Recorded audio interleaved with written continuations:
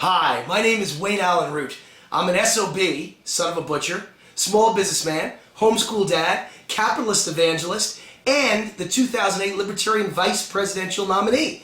And I'm now a member of the Personal Liberty family. This is my first commentary for personal liberty, and I'll do many, many more over the coming months on topics like politics, government, business, small business, capitalism, and solutions for how we get this country back on track. First, let me quote from one of the great politicians of all time, one of my heroes, Ronald Reagan. He said the 9 worst words in the English language are, "I'm for the government and I'm here to help." I'm going to prove him right today. You see, the more government does for all of us, the worse it gets. The more Obama tries to create jobs, the worse unemployment gets, because government doesn't create jobs, the private sector does. Entrepreneurs do. Small businessmen and women do. The more Obama does and the Congress does to rescue homeowners, the worse it gets. The more deep the housing collapse gets, it's now deeper than at the very depths of the Great Depression. And the more he does to prevent foreclosures, the higher the rate of foreclosures gets. The more he does to create equality and fairness and redistribute income, it's no coincidence the worse the economy gets, the more businesses that fail. If you look at the carnage and the collapse from sea to shining sea, the U.S. economy is in trouble like it hasn't been since 1929. And the $15 trillion in national debt is a disgrace. And it's the greatest threat to our national security and to our children's and grandchildren's future. That debt, this economy, is a monument to the failures of government and the people who work for government, the government bureaucrats, the government employees, and the politicians. These aren't coincidences, ladies and gentlemen. History proves that government ruins whatever it touches. Here's what I want to say to government. Please stop helping us, because we can't take your help anymore.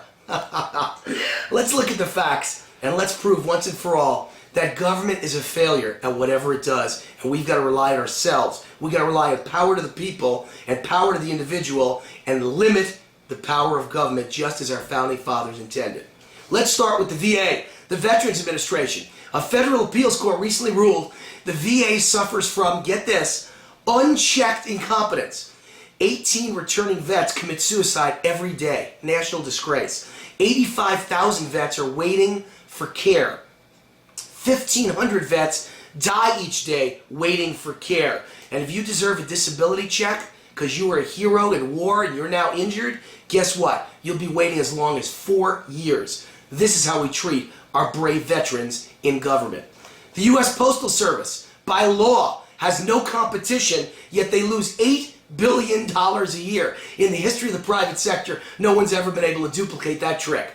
The Department of Education, government-run public schools are in shambles. 60% dropout rates in urban areas all over this country, and the 40% that do graduate, you could chalk that up to social promotion and grade inflation. How about SAT scores? Just announced the lowest in history.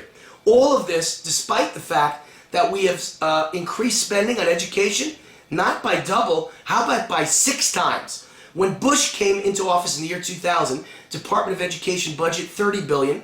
By the time he left, $60 billion. And Obama, with his stimulus, spent an extra $125 billion on education, just out of the stimulus. That's 6 times more spending than a decade ago. Anyone thinking we're getting efficiency? Are we getting a good product out of all this? Are our kids doing 6 times better? Is education 6 times better than it was in the year 2000?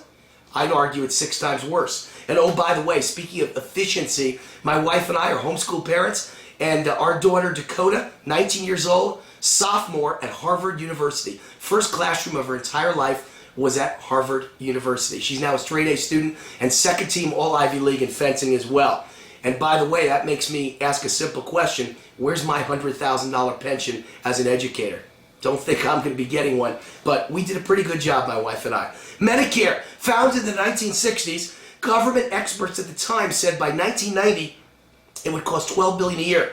Guess what the cost was by 1990? $110 billion. They were off by only about 10 times. NASA started the space shuttle. Their experts estimated the future cost of each shuttle trip, $10.7 million a trip with an M. The actual cost turned out to be $1.7 billion per trip with a B. They were only off by you know, $1 billion here or there. What's that old saying? $1 billion here, $1 billion there. Eventually you get to some real money. Amtrak, when Nixon took it over and asked the government to take it over, he said it would take 2 years and $1 billion to fix Amtrak. That was 40 years ago, and $30 billion. And guess what? Every time one of you puts a butt in the seat, it costs the taxpayers about $50. That's right. Every human being that gets on an Amtrak train, it operates at a loss. Every seat costs taxpayers about $50 40 years later. No big deal. You know, in the private sector, you'd lose your job or the company would go under. But in the public world, public government world of Byzantine government and public employees and bureaucrats, guess what? They just retire and take a $100,000 pension for the rest of their lives for making mistakes like that. Department of Energy, founded in 1977 to solve the energy crisis, just like President Obama is always saving jobs. They were solving the energy crisis. It now has 100,000 employees and a budget of $24 billion, which leads me to ask, what do they do all day? Wouldn't they be better off just closing the agency, laying off 100,000 people, saving all those salaries, saving all those pensions, and handing out $24 billion to the American taxpayer and saying, go buy some gas? I think so. I have no idea what we're doing with that $24 billion a year, but I know one thing, we're not any less energy dependent on foreign oil and fossil fuel than we were when it was founded in 1977. How about the war on poverty? Founded by LBJ in 1964, that was 46 years ago. Inner city neighborhoods look any better now? Are we getting out of poverty? There happens to be 48 million Americans on food stamps, the most in history 46 years later.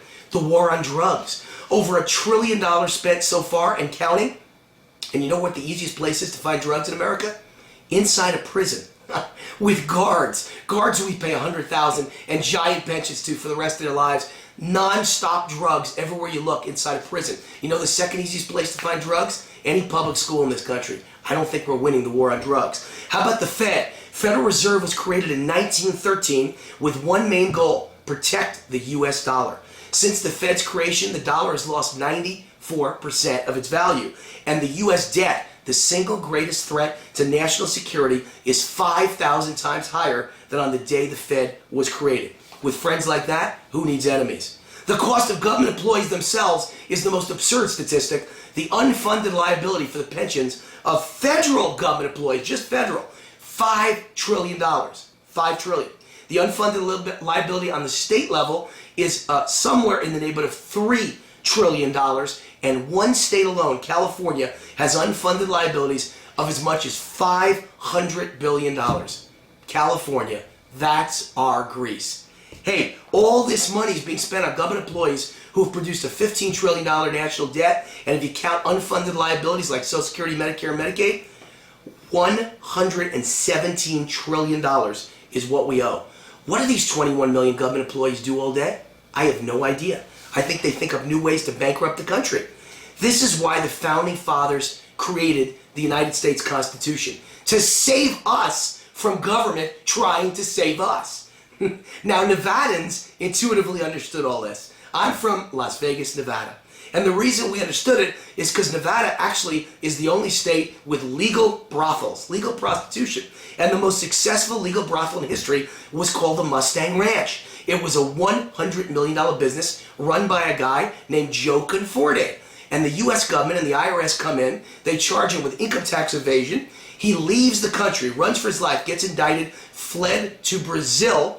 The federal government took over the Mustang Ranch brothel and in 1 year ran it to the ground and declared bankruptcy.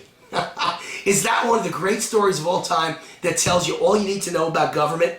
The moral to the story is, if you can't run a brothel and make a profit, get your hands off my health care.